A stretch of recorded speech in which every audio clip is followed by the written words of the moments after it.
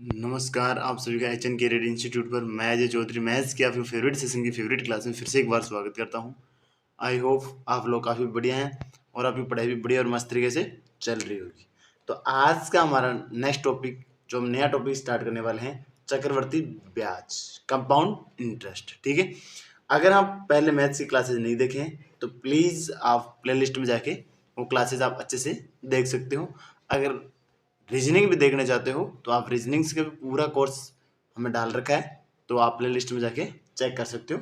Total reasoning हमने डाल दिए, मैथ्स के लगभग अर्थमेटिक हमने टॉपिक डाल दिए हैं, सिर्फ एक दो टॉपिक बचे हुए हैं वो हम कंटिन्यू डाल रहे हैं। तो आप अगर चाहे किसी भी प्रकार की तैयारी कर रहे हो, दिल्ली पुलिस हो या राजस्थान पुलिस हो या एसएससी की एग्ज़ाम हो 10+2, सीजीएल या एमटीएस, ठीक है, रेलवे, किसी भी प्रकार की एग्ज़ाम हो आपकी जिसमें आपकी मैथ्स आ रही है, उसकी आप तैयारी कर रहे हो, वो आप कोर्स ये देख सकते हो, ये कोर्स ले सकते हो। ठीक है, तो चलो हम आज की क्लास को स्टार्ट करते हैं। आज की क्लास को स्टार्ट करने से पहले पिछली वाली क्लास में जो आपको लिए होमवर्क के लिए क्वेश्चन दिया गया था, पहले हम इस क्वेश्चन का आंसर करेंगे, उसके बाद हम आज की क्लास को स्टार्ट करेंगे। तो चलो क्वेश्चन देखते हैं हम।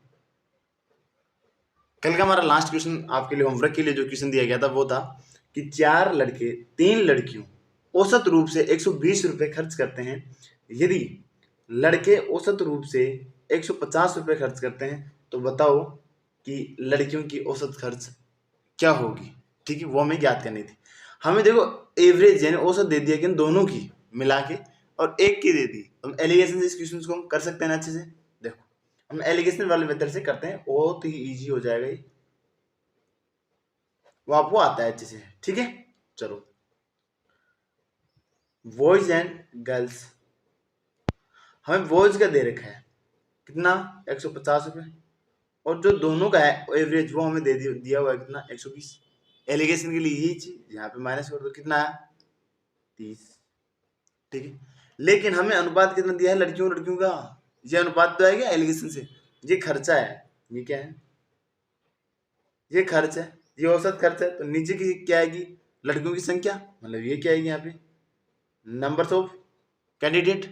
ठीक है, ये 30 आए हैं, 30 नहीं है हमारे पास, दिए हुए कितने हैं 3 और 4, मतलब लड़के 4 हैं लड़कियां 3 हैं, तो 30 भाग की वैल्यू 3 है, मतलब क्या हुआ 30 गुना होगी।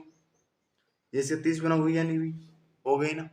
ठीक है, तो हम इसको भी 4 को भी कितने से गुना कर देंगे 10 से गुना, कितना आएगा 40। अरे ये 40 कब आएगा 180 में से हम अगर 40 कम कर देंगे, 120 में से हम 40 कम करेंगे तब जाके हमारे पास ये वैल्यू आ जाएगी गर्ल्स की टोटल खर्चा।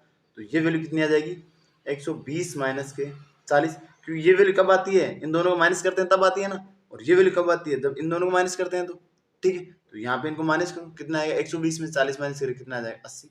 हमें यही पूछा था, गर्ल्स का कितना आएगा 80 रुपये।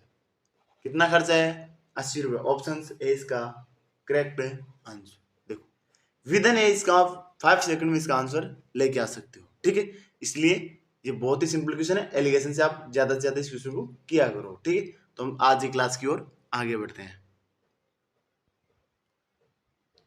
आज की हमारी क्लास है चक्रवर्ती ब्याज, कंपाउंड इंटरेस्ट की। ठीक है, बहुत ही सिंपल सा टॉपिक है।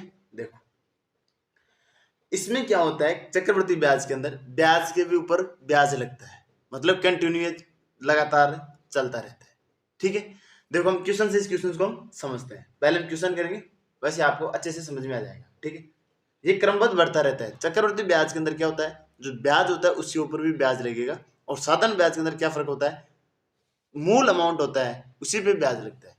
ठीक है, इसमें मूल पे भी लगता है और जो ब्याज के थ्रू हमें राशि मिली उस पर भी लगता है, बस इतना फर्क है, और बाकी इसमें और कोई डिफरेंट नहीं है। ठीक है, हम देखिए छोटे से क्वेश्चन से एग्जाम्पल के थ्रू हम समझते हैं कि अगर किसी चीज के अंदर, ठीक है, 12.5% की वृद्धि हो रही हो, ठीक है, और फिर उसके बाद में उसकी 12% की वृद्धि हो रही हो, तो बताओ कितना परसेंट बढ़ा।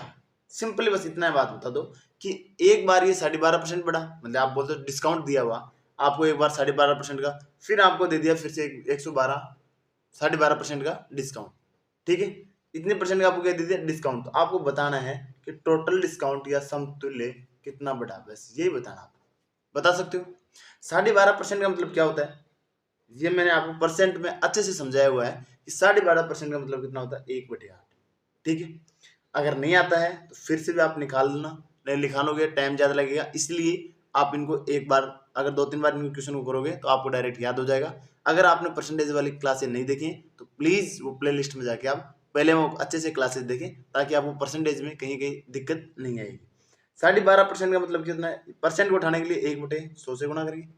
12.5 का कितना होता है? 12 दूनी 24 से 25/2 गुणा 1/100, 25 चौके 100, 2 दूनी 4 दूनी 8, 1/8 आया नहीं है।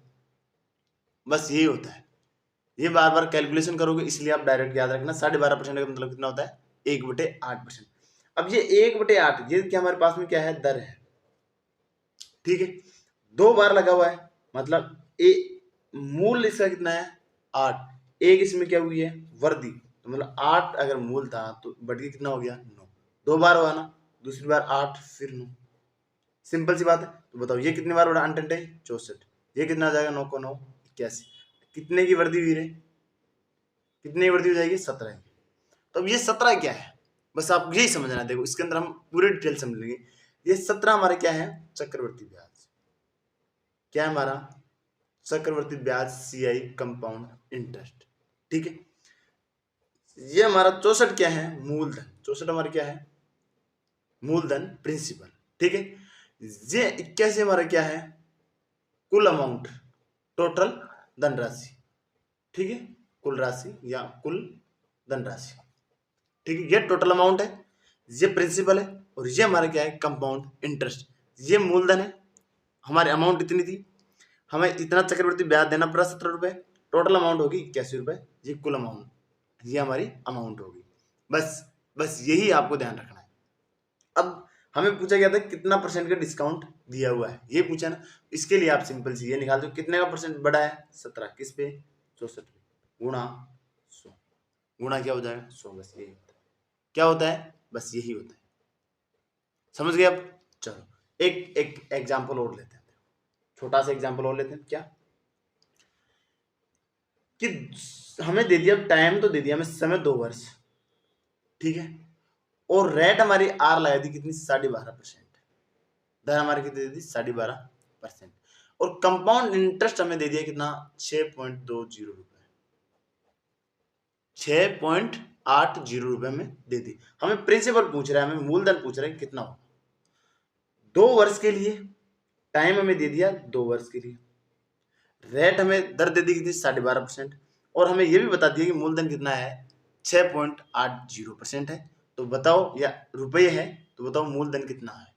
देखो हमें पता है 12.5% कितने साल के लिए दिया है? 2 साल के लिए, मतलब 12.5%। 12.5% का मतलब कितना होता है? 1/8। एक की क्या हुई है? वर्दी। तो 8 से कितना हुआ? 9। 2 साल के लिए मतलब 8 से कितना हुआ? 9। कितना हुआ रे? अंटे 64, 9 का 9 81। कितना बढ़ाइए? 17। कितना बढ़ाइए? 17। हमें 17 क्या है? ये CI कंपाउंड इंटरेस्ट। अरे कंपाउंड इंटरेस्ट हमें दे रखा है 17 नहीं है, 17 भाग की वैल्यू हमारे पास है 6.08। तो एक भाग की वैल्यू कितनी आ जाएगी? 17 चौके 68, मतलब 0.4। एक भाग की वैल्यू कितनी आ गई? 0.4। हमें पूछा गया था मूलधन, तो मूलधन हमारा कितना आया? हमारे पास यहाँ पे कितना आ रहा है? 64। तो एक्चुअल में 64 नहीं है, 64 का कितना गुना होगा? 0.04 गुना।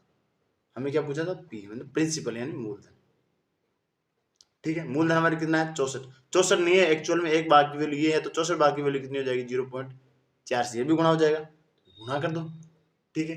4 चौक 16 और 4 चौक 24 रहे 25, 2.5 रुपए, जिसका क्या हो जाएगा? मूलधन।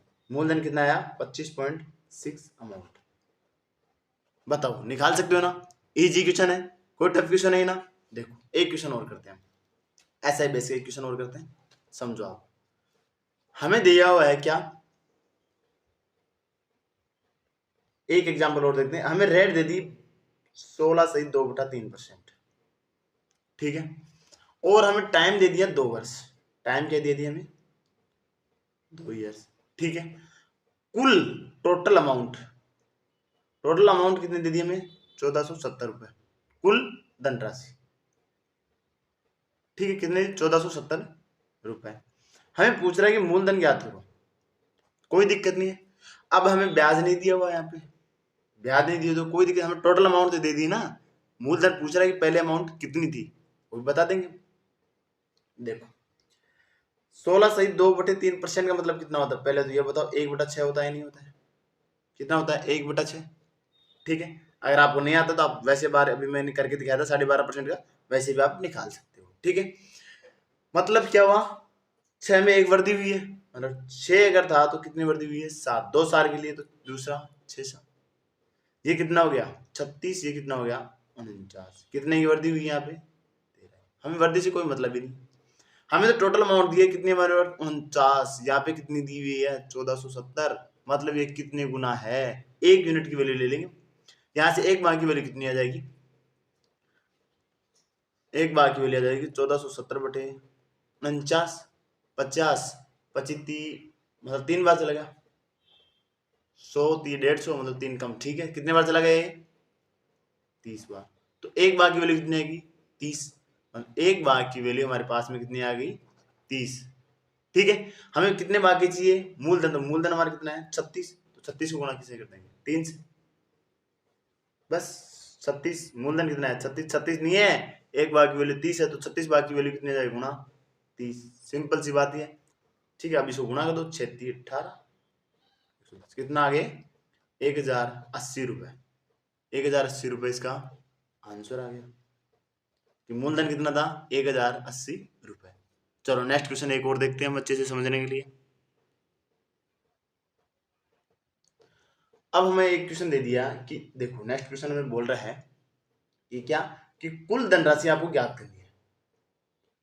जो कुल धनराशि है ना वो आपको ज्ञात करनी है, और आपको क्या ज्ञात करना है, मूलधन भी आपको ज्ञात करना है।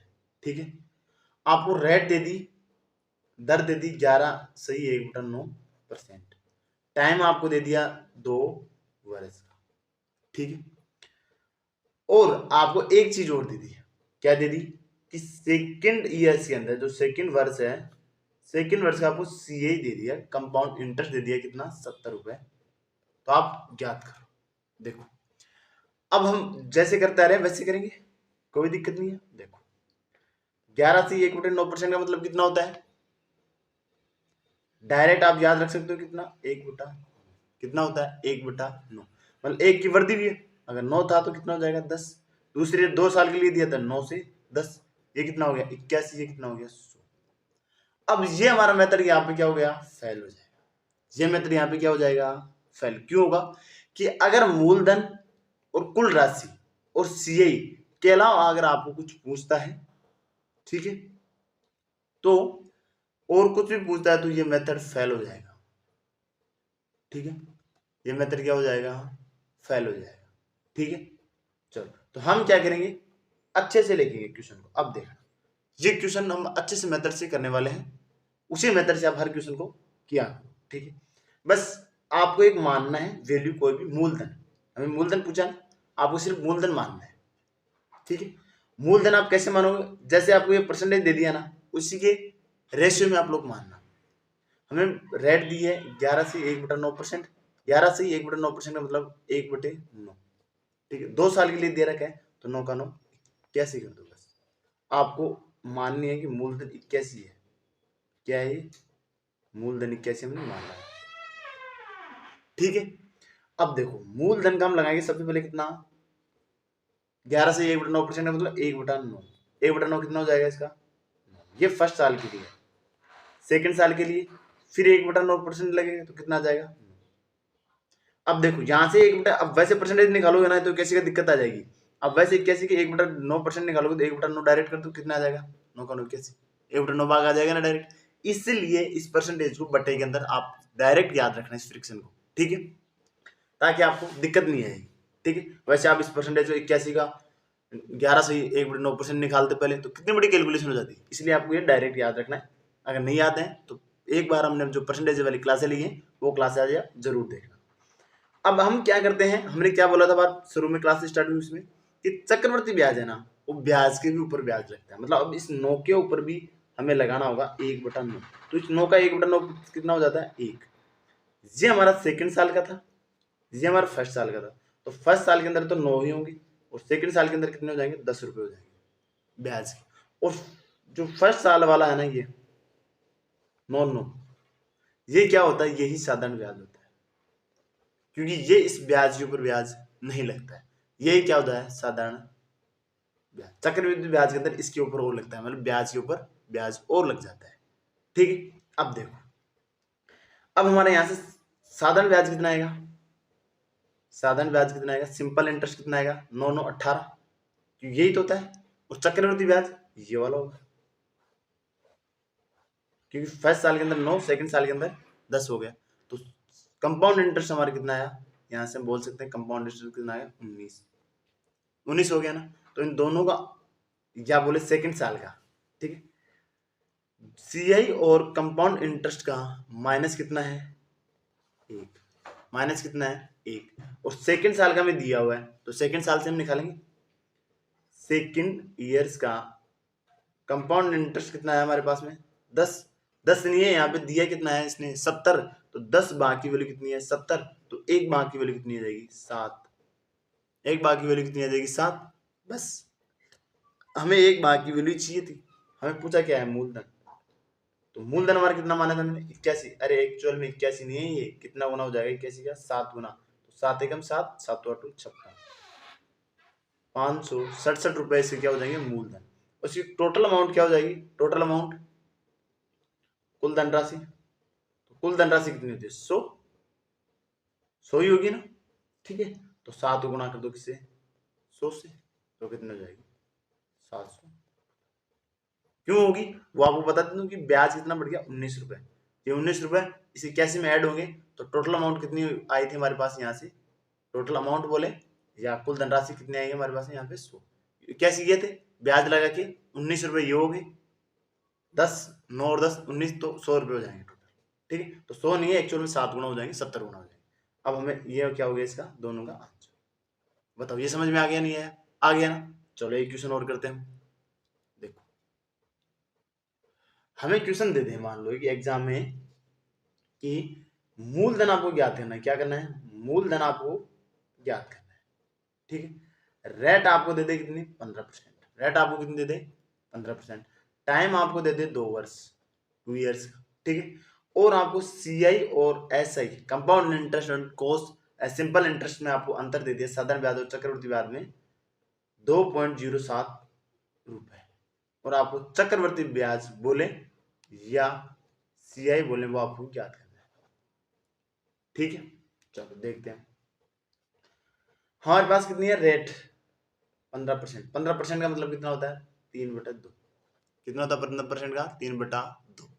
ठीक है, 3/20, दो नहीं, 3/20। ठीक है, हमने माना कि मूलधन, अब देखो इस 20 आया ना, उसको स्क्वायर करके मान लो, 2 साल के लिए माना तो स्क्वायर करके मान लो, 3 साल के लिए माना तो क्यूब करके मान लेना, 1 साल के लिए माने तो डायरेक्ट वही मान लेना। ठीक है, ताकि क्या है कि हम जो मानेंगे ना वो दिक्कत नहीं आएगी, हम कैलकुलेशन करने में इस भाग वाले बटा में करेंगे तो दिक्कत नहीं आएगी। ठीक है, 20 का स्क्वायर करेंगे 2 साल के लिए कितना हो जाएगा, 400 रुपये। हमने माना है कि 400 रुपये अगर हमारे पास में मूलधन होता, क्या होता, प्रिंसिपल। ठीक है, तो उसका 3/20 भाग कितना हो जाता, 20 से हम काटेंगे तो 20 दूनी 40, मतलब कितने बार कटेगा, 20 बार, तो 3 से गुना कर तो कितना जाएगा, 60। ये फर्स्ट ईयर के लिए। सेकेंड साल के लिए वही 3/20 करेंगे, तो 3/20 करेंगे तो कितना आ जाएगा, वही 60 आएगा। अब इसके ऊपर भी तो लगेगा ना सेकंड साल में, तो 60 के ऊपर भी आप लगाओ 3/20, तो ये 20 से कितनी बार कटेगा, 3 बार, 3 से गुना करेंगे कितना आएगा, 9। अब सेकंड साल की अमाउंट तो कितनी होगी, 69, और फर्स्ट साल की कितनी होगी, 60। ये तो हमारे क्या है, सिंपल इंटरेस्ट, और ये हमारा क्या है, कंपाउंड इंटरेस्ट। ये चक्रवृद्धि ब्याज है, ये क्या है, साधारण साल, और सेकंड साल की अमाउंट ये है। ठीक है, बस इतना सा आपको देखना था, और कुछ भी इसमें करना नहीं। हमें अंतर निकालना है, इसमें अंतर दे रखा है क्या, कि C I minus simple interest and cost interest का हमें अंतर दिया है कितना, 2.70। हमारे पास में अंतर कितना है, यहां से अंतर करो, 69 माइनस का 60 कितना आया, 9। 9 नहीं है, 9 भाग की वैल्यू कितनी दी हुई है, 9 भाग की वैल्यू 2.70, 9 3 27, मतलब एक भाग की वैल्यू कितनी है, 0.30, 0.30 आ गई एक बार की वैल्यू। बस यही है, तो हमें निकालना था कि एक बार की वैल्यू कितनी आई है। हमने एक बार की वैल्यू निकाल ली, तो हमने मूलधन कितना माना था, 400। अरे 400 नहीं है, बस आपको क्या करना है, 400 नहीं है, 400 को गुणा करना आपको 0.03 से, तो गुणा करोगे तो 4 3 12 मतलब 120 रुपए। कितने हो जाएंगे, 120 रुपए। और क्या पूछा था मैं, चक्रवर्ती ब्याज, चक्रवर्ती ब्याज मतलब कॉस्ट। सीआई, तो सीआई हमारा कितना है, 69 ही आया ना। सीआई कितना है हमारा, अरे सीआई 69 कैसे है, हमने तो गलती कर दिया ना। 79 कैसे है, 120, ये कितना है 120। और सिंपल इंटरेस्ट तो कितना है 60 60 120, और कंपाउंड इंटरेस्ट कितना है 129। तो यहाँ से आपको माइनस करना था 120 और 120 माइनस 129। ये जो है 60 प्लस 60 दोनों को ऐड करेंगे तब भी तो हमारे पास सिंपल इंटरेस्ट, इन दोनों को ऐड करेंगे तब भी हमारे पास कॉस्ट या कंपाउंड इंटरेस्ट आएगा। ठीक है, तो कंपाउंड इंटरेस्ट कितना है हमारा 129, कितना है 129। 129 नहीं है एक्चुअल में, इसको कितने बाकी वैल्यू है 0.3 से, इसको क्या करना होगा गुणा, 129 गुणा 0.03 कर दो बस सिंपल, 9 3 27 और 3 दूनी 6 2 8 3 एकम 3। ये क्या होगा इसका चक्रवर्ती ब्याज, चक्रवर्ती ब्याज कितना आएगा 38.07 रुपए। अब मुझे बताओ ये समझ में आया नहीं है, आ गया ना, बस यही हमारा आंसर था। आप कैसे भी क्वेश्चन दे दें, आपको बस इस टाइप से को क्वेश्चंस करने हैं। चलो नेक्स्ट क्वेश्चन देखते हैं। नेक्स्ट क्वेश्चन हमारे पास में कि मूलधन ज्ञात करना है, टाइम हमें दिया हुआ समय 2 वर्ष के लिए, कंपाउंड इंटरेस्ट और सिंपल इंटरेस्ट का मान दे रखा हमें, माइनस करेंगे तो कितना है 40, चक्रवृद्धि ब्याज माइनस साधारण ब्याज का हमें दिया है 40 रुपए, रेट दर आपके फर्स्ट साल के लिए दी हुई है 14 से 2/7%, और रेट दर सेकंड साल के लिए दी हुई है 11 से 1/9%। ठीक है, तो मूलधन क्या होगा, ऑप्शन फर्स्ट हमारा है 2525, ऑप्शन बी है 2520, ऑप्शन सी है 2025 और ऑप्शन डी है 2530 रुपए। ठीक है, इस क्वेश्चन को आप करना और इस क्वेश्चन का आंसर आप कमेंट सेक्शन में जरूर देना। ये क्वेश्चन आपके लिए होमवर्क क्वेश्चन है। ठीक है, अगर वीडियो आपको अच्छा लगा हो तो प्लीज लाइक और शेयर करना ना भूलें। अगर चैनल पर पहली बार आए हैं तो प्लीज चैनल को सब्सक्राइब कर लें ताकि आगे आने वाली क्लासेस आपको जल्दी से प्रोवाइड हो सके। Thank you.